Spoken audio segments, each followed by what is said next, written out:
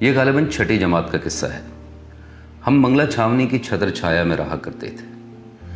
والد صاحب فوج میں میجر تھے اور ایجوکیشن کور کے شعبہ عربی سے منسلک تھے۔ اس باعث ان کی شخصیت عسکریت اور علمیت کا ایک حسین امتزاج تھی۔ نظم و ضبط کے بہت پابند تھے۔ الگ صبح بیدار ہوتے، وقت سے پہلے دفتر پہنچتے، ٹھیک 3 بجے سپہر گھر لوٹتے، شام ہمارے ساتھ گزارتے اور رات کا کچھ وقت پڑھنے لکھنے میں صرف کیا کرتے۔ اچھی خاصی پرسکون نوکری کر رہے تھے کہ اچانک ان کی عربی دانی نے انہیں بدوؤں کی سرزمین پر سجے میدان حرب میں جا پھینکا۔ جنگ خلیج کا طبل بجا تو انہوں نے خود کو منگلہ چھاونی کے 3rd ایونیو پر واقع پرآسائش بنگلے کے بجائے حجاز اور کویت کے بارڈر پر پاکستانی اور سعودی فوجی دستوں کے مابین عسکری رابطہ کاری کے فرائض انجام دینے پر مامور پایا۔ دوسری جنگ عظیم کے بعد یہ پہلا موقع تھا کہ دنیا صحرائے عرب میں مبادرت طلب قوتوں کے اس تصادم کو تیسری عالمی جنگ سے تعبیر کر رہی تھی۔ ایک طرف صدام اس یدھ کو ام المحارب کہہ رہا تھا تو دوسری جانب 30 ممالک آپریشن ڈیزرٹ سٹارم کے بل پر اسے ریت کے ذروں کی طرح اڑا لے جانے کا دعویٰ کر رہے تھے۔ یہ دن ہماری والدہ کے لیے بہت مشکل کے دن تھے۔ وہ والد کی عدم موجودگی میں بچوں کے بارے میں بہت فکر مند رہتی، سو گھر بھر کی حفاظت کے پیش نظر معمولات میں یکسر نئے ضابطے متعارف ہونا شروع ہو گئے۔ میں چونکہ اپنے بہن بھائیوں کے مقابلے میں مایوس کن ٹریک ریکارڈ کا حامل تھا، اس لیے میرے مقدر میں خصوصی بندشوں کا شکار ہونا طے پایا۔ باقی سب تو قابل برداشت تھا، مگر مجھ جیسے غواص طبیعت کی آبی سرگرمیوں کو محدود کر کے امی نے کچھ اچھا نہیں کیا۔ سوئمنگ پول سپہر 3 بجے سے لے کر مغرب تک کھلتا، مگر مجھے اس کی اجازت بمشکل 1 گھنٹے کے لیے ملنے لگی۔ خصوصی حکم تھا کہ میں سورج کی تپش کم ہونے کے بعد یعنی قریباً 6 بجے گھر سے سوئمنگ پول کے لیے روانہ ہوں۔ ستم بالائے ستم یہ کہ اس پابندی پر عمل درآمد کو یقینی بنانے کے لیے وہ گھر کے مرکزی دروازے کو تالا لگا کر چابی اپنے تکیے کے نیچے رکھتی تھی۔ نتیجتاً دوپہر کے کھانے کے بعد جب سب گھر والے کیلولے میں محو ہو جاتے تو میں بے چینی کے ساتھ 6 بجنے کا انتظار کرنے لگتا۔ آخر ایک دن تنگ آ کر میں نے امی کے تکیے سے چابی چرانے کی ٹھانی اور اسی سپہر انتہائی چابک دستی کا مظاہرہ کرتے ہوئے چابی تک رسائی حاصل کر لی۔ فوراً الماری سے اپنا سوئمنگ کاسٹیوم نکالا اور مرکزی دروازے کو کھول کر دبے پاؤں گھر سے نکل پڑا۔ باہر سورج آگ برسا رہا تھا، مگر میں خوش تھا کہ آج پیراکی کے لیے پورے 2 گھنٹے میسر آئیں گے۔ خوشی کی اس لہر میں بہتا بہتا جب آرمی آفیسر میس کے پاس پہنچا تو بلی کے قد کا ایک سفید رنگ خوبصورت کتا بھی میرے ہمراہ ہو لیا۔ تھوڑی دیر چلنے کے بعد ایک گلی سے نکلتے 2 افراد بھی ساتھ ساتھ چلنے لگے۔ وہ آپس میں کچھ بات کر رہے تھے۔ ذرا غور کرنے پر معلوم ہوا کہ وہ اسی کتے سے متعلق کچھ کہہ رہے ہیں۔ مزید توجہ سے سنا تو پتہ چلا کہ پورے قد کے ساتھ کھڑے ہونے کے باوجود محض بلی جتنا دراز قامت یہ کتا در حقیقت روسی نسل کا ہے۔ روس کا لفظ سن کر میں کچھ چونک سا گیا۔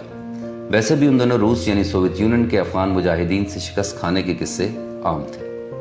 روزانہ پی ٹی وی کی خبروں میں بھی روس کا نام بار بار سننے کو ملتا تھا۔ خیر، کچھ دور جا کر وہ دونوں نامعلوم افراد تو کسی اور گلی میں مڑ گئے، مگر روسی کتا بدستور میرا ہم سفر رہا۔ یہاں تک تو سب ٹھیک چل رہا تھا، مگر خدا جانے میں نے کیا سوچ کر منہ سے ہلکی ہلکی سیٹی بجانا شروع کر دی۔ شاید میری عادت تھی۔ سیٹی کی آواز پر متوجہ ہو کر کتا میرے مزید قریب ہو کر چلنے لگا۔ اس قربت نے نہ جانے مجھ پر کیا اثر ڈالا کہ میں نے یکلک سیٹی کو چھوڑ کر اس کی آنکھوں میں آنکھیں ڈال کر منہ سے غرانے کی آواز نکالنا شروع کر دی۔ یہ مانوس آواز سنتے ہی کتے نے ایک لمحے کے لیے بدمست نگاہوں سے میری جانب دیکھا اور پھر اگلے ہی لمحے کسی وحشی برفانی ریچھ کی طرح مجھ پر حملہ آور ہو گیا۔ اس سے پہلے کہ میں بھاگنے کی کوشش کرتا، وہ اپنے نوکیلے دانتوں سے میری پنڈلی میں بیڑی ڈال چکا تھا۔ اس غیر متوقع حملے سے میرے اوسان خطا ہو گئے۔ کچھ سمجھ میں نہیں آ رہا تھا کہ آخر اس سنگین صورتحال کا حل کیا ہے، مگر پھر خوش قسمتی سے لاشعوری طور پر ہاتھ پاؤں مارتے ہوئے میری دوسری ٹانگ کے جوتے کی ایڑی اس کی ننھی سے آنکھ میں جا لگی۔ آنکھ پر ایڑی کی ضرب پڑی تو کتا دانتوں کی گرفت ڈھیلی کرنے پر مجبور ہو گیا۔ دانت پنڈلی سے جدا ہوئے تو میرے حواس بھی ایک لمحے کے لیے بحال ہو گئے۔ موقع کا فائدہ اٹھاتے ہوئے میں پوری قوت سے آفیسرز میس کے سامنے سے گزرتی مین سڑک کے پار موجود اسکواش کورٹ کی سیڑھیوں کی جانب بھاگنے لگا۔ بالآخر تیزی سے بھاگتے اور کسی تیز رفتار موٹر سائیکل سوار کی زد میں آنے سے بچتے ہوئے اسکواش کورٹ کی سیڑھیوں پر چڑھ گیا۔ آخری زینت طے کرتے ہی سکھ کا سانس لیا، مگر جب مڑ کر نیچے سڑک کی جانب دیکھا تو کتا آنکھ پر ایڑی کی لگی ضرب سے نہ صرف سنبھل چکا تھا بلکہ میرے تعاقب میں سڑک پار کرنے کی جستجو بھی کر رہا تھا۔ دل سے بے اختیار بد دعا نکلی काश ये किसी गाड़ी के नीचे आकर कुचला जाए, मगर ऐसा नहीं हुआ। कुत्ता कामयाबी के साथ सड़क उबूर करके सीढ़ियों के पास पहुंच गया। मुझे लगा कि अब ये वहशी सीढ़ियां चढ़कर बदला लेने में देर नहीं लगाएगा, मगर वो थोड़ी देर के लिए गर्दन अकड़ाकर भौंका और फिर स्कॉश कोर्ट की दूसरी जानिब वाक़े बास्केटबॉल कोर्ट की संग भाग खड़ा हुआ। उसे भागता देखकर मेरी जान में जान आई। स्विमिंग पूल का ख्याल आर्जी तौर पर तर्क किया और कोर्ट में तमाशाइयों के लिए नस्ब कुर्सियों में से एक पर जाकर बैठ गया। सांस बहाल हुई तो पिंडली का जायजा लिया, जहां नन्हे नन्हे दांतों के चंद निशान सब थे।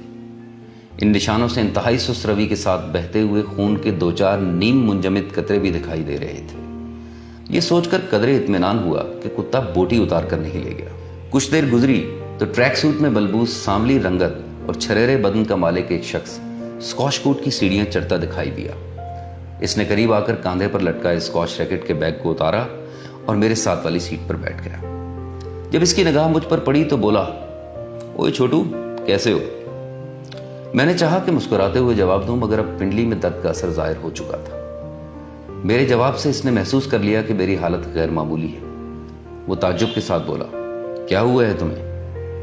ये पूछते हुए इसने गहरी नजर मेरे वजूद पर डाली तो मेरी बेचैनी से हिलती टांग को देखकर और भी मुतजस्सिस हो गया। इसने आगे बढ़कर मेरी टांग पकड़ी और उसे घुमाकर नजर दौड़ाई तो वो सीधी रूसी कुत्ते के दांतों के निशानों से बहते खून के उन कतरों पर आकर रुकी जो अब कदरे रवानी से बह रहे थे। बजाय इसके कि सारी रुदात सुनने के बाद ट्रैक सूट में मलबूस सांवली रंगत और छरेरे बदन वाले मेजर रिंद मुझसे हमदर्दी करते, गुस्से में कहने लगे, यू इडियट, कुछ एहसास है तुम्हें? मेजर साहब इस वक्त जंग पर हैं और तुम यहाँ कुत्ते के साथ मस्तियां कर रहे हो। जब इनको पता चलेगा कि तुम्हें कुत्ते ने काटा है तो इनके दिल पर क्या गुजरे? मेजर रिंद का गुस्सा देखकर मैं एकदम सहम गया। मुझे खौफसदा देखकर इन्हें जल्द ही एहसास हो गया कि यह वक्त गुस्सा करने का नहीं है। सो उन्होंने कदरे शफीक अंदाज में मेरा हाथ पकड़कर सीट से उठने को कहा और फिर मजीद सहारा देकर नीचे कोर्ट की सीढ़ियों के साथ खड़े अपने मोटरसाइकिल तक ले आए। कुछ देर बाद हम करीबी CMH में थे, जहां मुझे फौरी तिब्बी इमदाद दी गई और डॉक्टर ने कुछ अरसे के लिए अस्पताल दाखिल होने का भी कहा। ये मत पूछिए कि जब मेजर रिंद ने मेरी वालदा को इस हादसे की इत्तला दी तो उन पर क्या गुजरी। इसका अंदाजा करना मैं आप पर ही छोड़ता हूँ। किस्सा मुख्तसर के मैं कुछ ही दिनों में तिब्बी अमले की मुस्तकिल निगरानी और टीकों के कोर्स मुकम्मल करने की बिना पर मुकम्मल तौर पर सेहतयाब हो चुका था, मगर अम्मी का दिल मुतमईन नहीं था। एक रासिखुल अकीदा माँ होने के नाते वो मेरी सेहतयाबी के बावजूद किसी रूहानी पहलू की कमी शिद्दत से महसूस कर रही थी।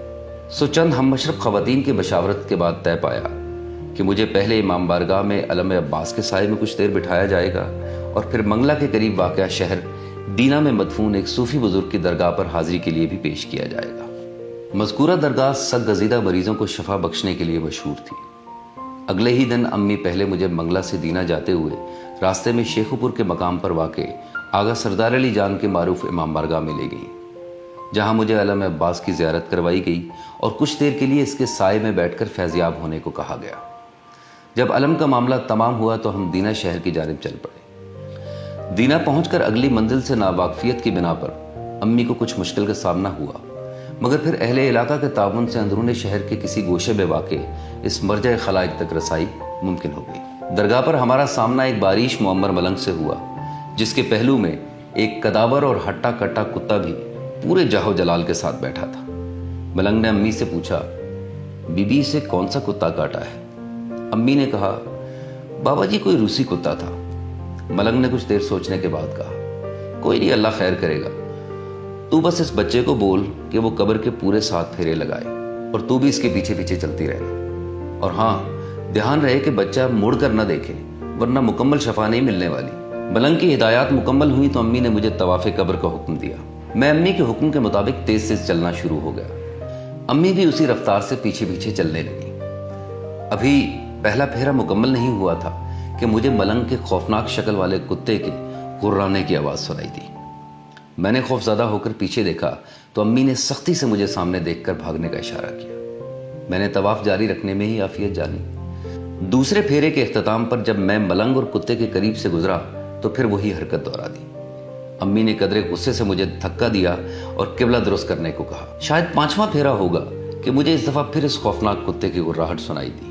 गुर्राहट इस कदर खौफनाक थी कि मैं पहले से ज़्यादा घबरा गया। घबराकर अभी पीछे मुड़ा ही था कि अम्मी ने मेरी गर्दन पर तड़ाक से एक थप्पड़ दे मारा। थप्पड़ इस कदर जोरदार था कि मैं गिरते गिरते बचा। दूर मलंग ये माजरा देखकर मुझसे बाआवाज़े बुलंद मुखातिब हुआ। ਉਹਨੇ ਕਿਹਾ ਜੇ ਤੂੰ ਫਿਰ ਮੁੜ ਕੇ ਵੇਖਿਆ ਤੇ ਮੈਂ ਤੇਰੇ ਤੇ ਇੱਕ ਕੁੱਤਾ ਛੱਡ ਦੇਣਾ ਹੈ। ਇਹ ਕੋਈ ਰੂਸੀ ਕੁੱਤਾ ਨਹੀਂ ਜਿਹੜਾ ਅਫਗਾਨੀਆਂ ਤੋਂ ਡਰ ਕੇ ਨੱਸ ਗਿਆ ਸੀ। ਇਹ ਮੇਰੇ ਪੀਰਾਂ ਦਾ ਕੁੱਤਾ ਹੈ। ਜੇ ਇਹਨੇ ਤੈਨੂੰ ਵੱਢ ਲਿਆ ਤੇ ਕਾਬੇ ਦੇ ਫੇਰੇ ਵੀ ਤੈਨੂੰ ਪਾਗਲ ਹੋਣ ਤੋਂ ਨਹੀਂ ਬਚਾ ਸਕਣਗੇ।